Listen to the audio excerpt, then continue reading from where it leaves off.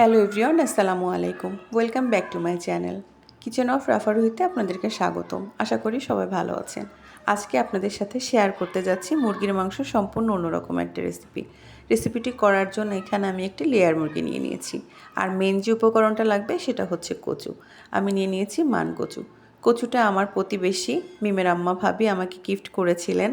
ভাবি আমাকে কচুটা ঈদের আগেই দিয়েছিলেন, কিন্তু ওই সময় আমি আমার শ্বশুরবাড়িতে ঈদ করতে যাই, তাই কচুটা খাওয়া হয়নি। কচুটাকে আমি কেটে হালকা গরম পানিতে সেদ্ধ করে অর্থাৎ ভাপ দিয়ে ডিপ ফ্রিজে রেখে দিয়েছিলাম। আজকে সেটা দিয়েই মুরগির মাংস রান্না করব। যাই হোক, তেলের ভিতরে আমি দিয়ে দিচ্ছি এলাচ, দারচিনি এবং তেজপাতা ধোয়ার সময় পানি থাকার কারণে কিছুটা তেল ছিটে উঠেছে। যাই হোক, ব্যাপার না। এবার আমি দিয়ে দেব সমস্ত বাটা মশলাগুলোকে। একে একে আমি দিয়ে দেব পেঁয়াজ বাটা, রসুন বাটা, আদা বাটা এবং লাল মরিচ বাটা। দিয়ে দেব আমি স্বাদ মতো লবণ। এগুলো দিয়ে আমি খুব ভালোভাবে এই মশলাটাকে কষিয়ে নেব। মশলা কষানো যত ভালো হবে মাংসটা খেতে তত বেশি ভালো লাগবে। প্রথমে আমি কাঁচা মশলাগুলো অর্থাৎ যেগুলো ভেজা মশলা এগুলোকে খুব ভালোভাবে নেড়ে চেড়ে কষিয়ে নিব। তারপর আমি দেব গুঁড়ো মশলাগুলো। যাই হোক, এবার মশলাটাকে নেড়ে চেড়ে খুব ভালোভাবে কষিয়ে নিচ্ছি। মশলাটা কষানো প্রায় হয়ে গেছে। এখন দিয়ে দিচ্ছি গুঁড়ো মশলা। দিয়ে দিলাম আমি হলুদের গুঁড়া। দিয়ে মশলাটাকে আরও একটু নেড়ে চেড়ে কষিয়ে নেব। এরপর আমি সেই পরিষ্কার করে ধুয়ে রাখা মুরগির মাংসগুলোর সাথে মশলাটাকে নেড়ে চেড়ে ভালোভাবে প্রথমে মিশিয়ে নেব। এরপরে কষাতে থাকবো যতক্ষণ পর্যন্ত না মুরগির মাংস থেকে যে পানিটা ছাড়বে সেটা শুকিয়ে যায়। যখন খুব ভালোভাবে মুরগির মাংস থেকে তেল ছেড়ে দিবে তখন আমি তাতে পরিমাণ মতো পানি ব্যবহার করব। ততটুকুই পানি দেবো মাংসটা সিদ্ধ হতে যতটুকু পানি লাগে।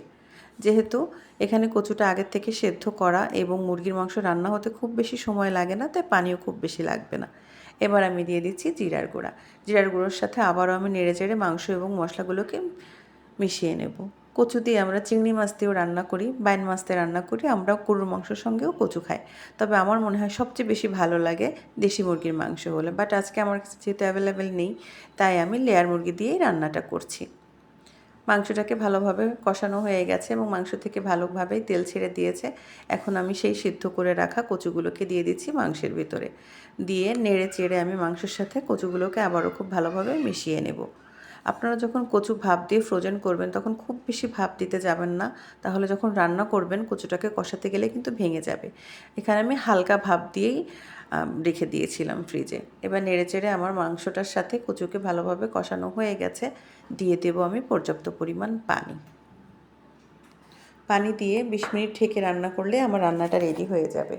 এই মজাদার কচুর মাংস খেতে আসলে খুবই ভালো লাগে।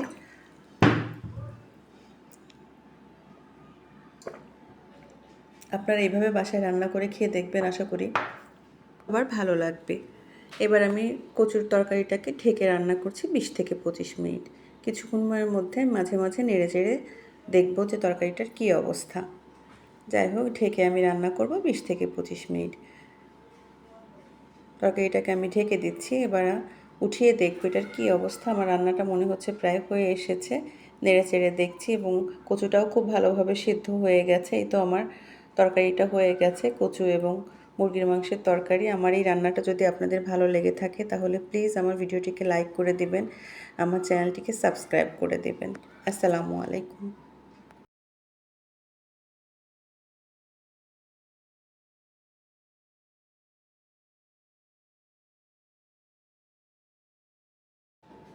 ঢাকনা খুলে দেখে নিলাম আমার মুরগির মাংস হয়ে গেছে। যাই হোক, এই তো আমার মুরগির মাংসের রান্না শেষ। আমার রেসিপিটি যদি আপনাদের ভালো লেগে থাকে তাহলে প্লিজ আমার ভিডিওতে একটি লাইক দিবেন, কমেন্ট করে পাশে থাকবেন আর আমার চ্যানেলটিকে সাবস্ক্রাইব করে দেবেন। আসসালামু আলাইকুম।